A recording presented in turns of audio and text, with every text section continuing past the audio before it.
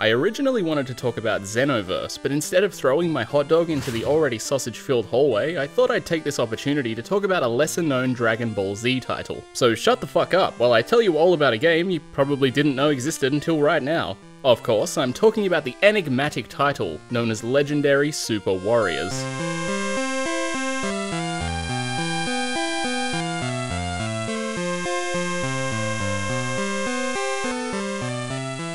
Upon starting the game, we're greeted with a style reminiscent of a visual novel. The main focus is of a background with a simplistic visual representation for the characters and text as the driving force. Immediately, you'll notice the impeccable sprite work, something that easily could have passed for a Game Boy Advance game, but sits pretty on the colour. This is how the narrative is relayed to the player, and it covers the key story points of the series, from Saiyan to Buu Saga. A significant portion of the text is butchered and borders on broken English, but it still conveys the situation quite well. I can't be too sure if this was a botched translation or if it was simply down to size limitations. If I had to take a guess, based on the era and style, I'd say it was a frightening combination of both. The text is assisted by appropriately expressive character portraits that help paint a vivid picture. In this regard, both visual and audible cues are utilised in a non-intrusive manner to help convey the situation at hand. These scenes can often be lengthy, and their longevity is hindered by a constant barrage of text. If you're remotely familiar with the Dragon Ball Z series, you'll know exactly how these situations play out, so being forced to read about them in riveting shorthand English will likely see you smashing the A button, as they're completely unskippable.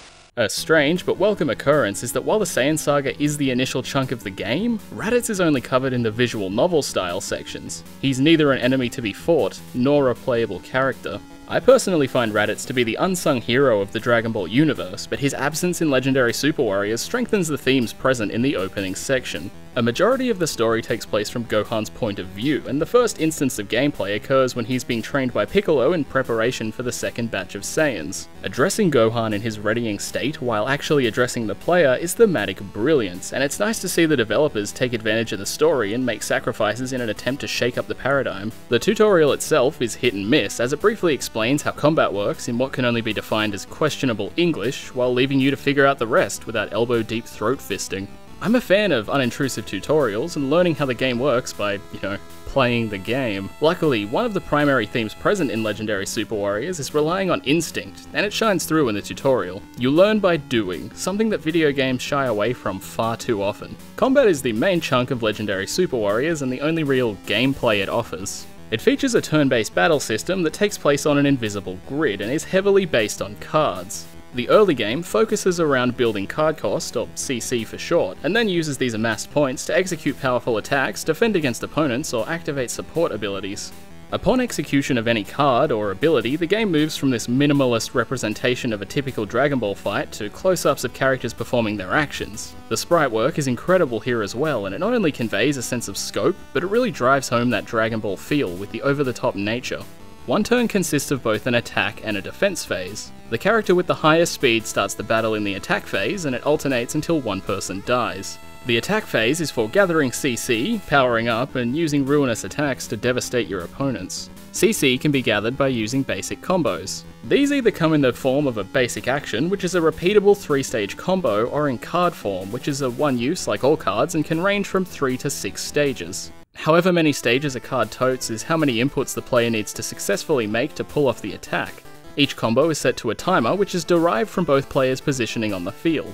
The farthest distance grants a 1.2 second input timer, while a more narrow gap will allow the player anywhere up to 2.9 seconds. I think this is spectacular, as it takes the aforementioned scope of battle and applies it practically. The farther you are from your opponent, the less time you have to perform a combo, since you've farther to travel. My only gripe is that upon inputting a combo successfully, you still have to wait for the timer to count down. This can add a lot of tedious wait time to a battle, and a simple fix would be to execute the combo upon successful input. If any number of your inputs are incorrect, or if you run out of time, the attack will still activate. However, it will require an additional input mid-combo, and it's significantly harder to time.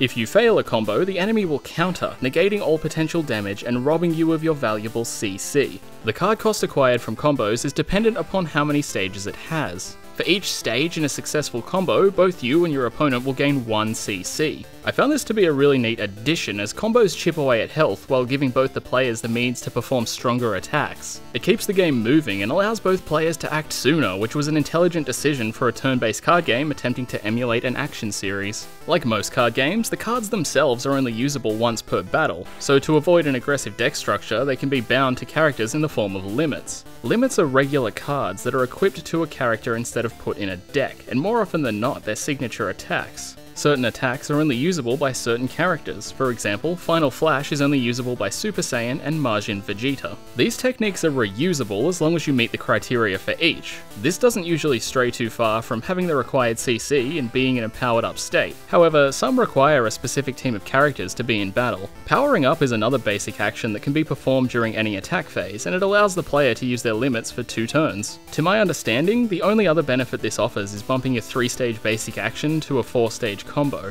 Being in a powered up state is represented by a flashing sprite on the zoomed out battle map. On the first turn, the flashing is rapid, whereas the second turn, the flashing is noticeably slower. This serves a very important function in the intricacies of combat, which we'll talk about in the defense phase. The defense phase is for positioning, supplementary effects such as buffs, and blocking or avoiding powerful attacks. The basic actions shift to a guard and a movement command. I've played this game on and off since I was a child, and I'm still not entirely sure what guard does. To my knowledge, it serves as an end turn function, as it doesn't appear to decrease damage. Movement, however, is incredibly important, and from where a majority of the strategy derives. There are 4 positions on the field, each with their own strengths and weaknesses. Being in the air reduces physical damage, while the ground reduces beam damage. If you're in the front row, your attack increases, while being in the back row increases guard. Positioning can be the difference between a fatal attack and a bitch slap. Being the recipient of a combo can see your position shift, and certain types of movement can also see your opponent forced into an undesired position. For example, if they're in the back row and you're in the front, you're given the opportunity to infiltrate their front row. This then places you both in your respective front rows and decreases their defense, or whatever the fuck guard means. So that's how battles function, and while I glossed over what I felt was insignificant detail, I think I covered pretty much everything. However, there's so much more to combat than just how it functions, but to fully grasp the following section, you needed a vague idea of how the game works. So let's talk about the predictive nature of combat, the AI, and the intricacies in decision making.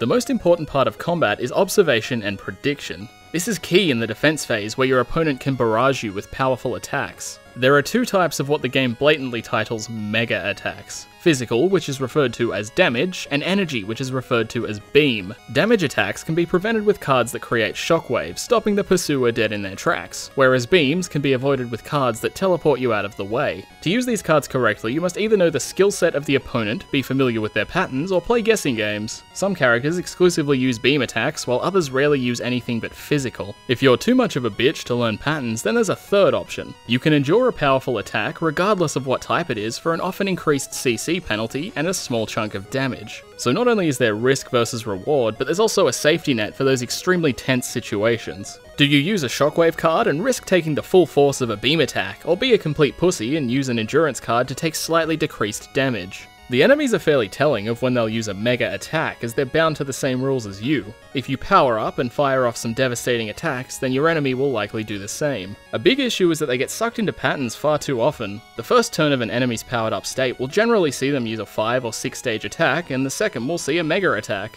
The AI does learn from you and learn your patterns, but not as often as it should. If you frequently execute attacks during the first turn, they'll adapt and counter you. If they're low on health, or if you're playing aggressively, they'll become equally aggressive in an attempt to catch you off guard. This encourages learning their patterns in order to make educated assumptions and adapt accordingly, which adds quite a lot of choice to an otherwise limited game.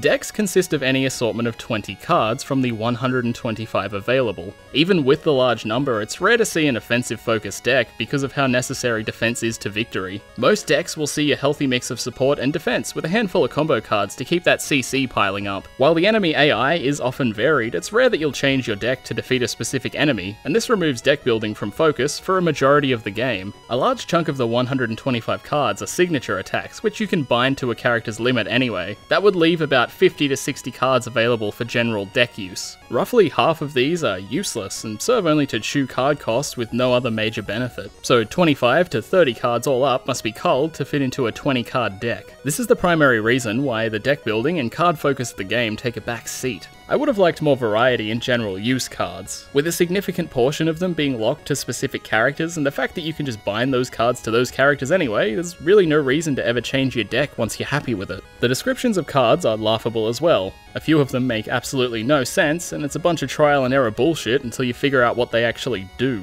And if you can win without them, what's the point in wasting your time trying to figure it out? At the beginning of the game, you're given a deck of 20 cards, and after each battle you get to keep one from a semi-relevant selection. They can also be found hidden within maps or given by NPCs. Seeing as there are only 30 main battles in the campaign and 2 side stories, the potential yield from that alone is 32 cards per playthrough. Because of this, the flow of cards is fairly low, and as such, you'll often lack signature techniques of characters you're forced to play as, which can make the game quite difficult and discourage using other characters. With a roster of 27 unique playable characters, there was definitely room for more. Perhaps not on the cartridge, but that's just a general criticism. While that does seem like a low count, that's not including transformations. To account for transformations would bump that number to 50, which is a respectable size for a Game Boy game. Each of these characters is mildly customizable in both techniques assigned to them and their stats. Limits allow players to assign any compatible combination of buffs, defensive maneuvers, and mega attacks, while Detail deals in raw stats. Upon winning a fight, you gain a certain amount of experience and level up at set intervals. The level cap is 5, and each level grants the player 1 stat increase.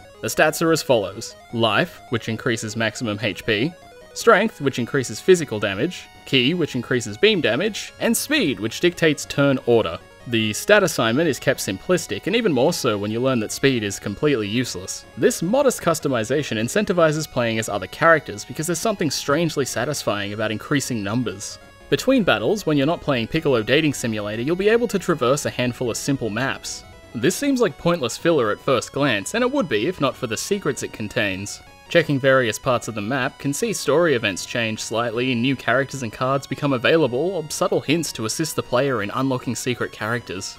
Story battles try to stay as true to the series as possible, rarely breaking from canon. This means that during most fights, your character pool is extremely restricted. Once you've played through all 30 main stages and the credits roll, if you spam the start button at the very end screen, you get to venture into New Game Plus. This is one of my favourite examples of New Game Plus, as you get extra content immediately. You get to replay the story, but are able to use any unlocked characters for any battle. This could see you fighting Android 17 as Berta, which sets my DBZ chub aflame. This isn't too different from other Dragon Ball games, but where Legendary Super Warriors shines is the character unlocks. All of the major protagonists, as well as every encounterable antagonist, is unlockable in one method or another. Each of the requirements are listed somewhere in the game, and they can be quite specific. For example, unlocking Frieza can be done by beating him with either Super Saiyan Trunks or Captain Ginyu. This information can be found on one of the world maps by pressing A on a particular space. Hunting for characters and clues on where to find said characters is a great justification for replaying the story. There are 2 hidden side story missions which are full of these secrets, but they're best left to be explored rather than explained. My main issue with character unlocking is that it requires you to play through the entire game up to that point. With no chapter select, you must play from chapter 1 each time. If you miss a character in chapter 30, you're forced to play the 29 preceding levels. On top of that, some of the clues and methods to acquire characters are cryptic and will require multiple playthroughs to figure out. It can become quite tedious and even trying at times. It's not all bad though, as subsequent playthroughs not only boost your card count, but make it easier to level your characters. However, it is still a glaring issue. Legendary Super Warriors is a unique experience, to say the least. Never have I seen Dragon Ball explored in such a successful, simplistic form. While combat is card-centric, it never felt like a card game, which is due to the varying levels of interactivity. The inclusion of button prompts for combos, minor control over movement and positioning, as well as the spectacular visual representations of characters and their actions all combine to give it this engaging style of play. It looks great and is incredibly responsive for a Game Boy Color title, with enough challenge and content to justify more than one playthrough. If you're a fan of Dragon Ball Z, a Magic the Gathering expert, or have a tolerance for JRPGs, I'd highly recommend Legendary Super Warriors. Also, it's a great title if you're looking for something a little different, like a dick on a lady. Thanks for watching.